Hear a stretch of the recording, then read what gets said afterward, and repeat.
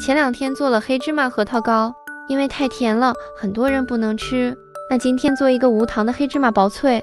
准备50克生的核桃仁，用刀给它切碎，等切的差不多了，把它放在一个大碗内。再准备130克生的黑芝麻，25克零卡糖。如果你可以吃糖，可以用白糖代替。15克玉米淀粉，再来2个鸡蛋的蛋清，蛋黄可以拿去做别的，充分的搅拌均匀就可以了。家里没有圆形模具的，拿一个纸杯把它的头部剪下来，舀1勺拌好的黑芝麻，放在铺了油脂的烤盘内，用剪好的模具给它弄成圆形，压的一定不要太厚了，大概4-5毫米就可以。烤箱上下火150度，记得烤箱要提前预热，放在烤箱里边烤15到20分钟左右。这个还要根据自己家烤箱做适当调整。如果家里实在是没有烤箱，那我们可以用家里的电饼铛，记得底部也要铺上1层油纸，盖上盖子，开中小火煎个7-8分钟左右。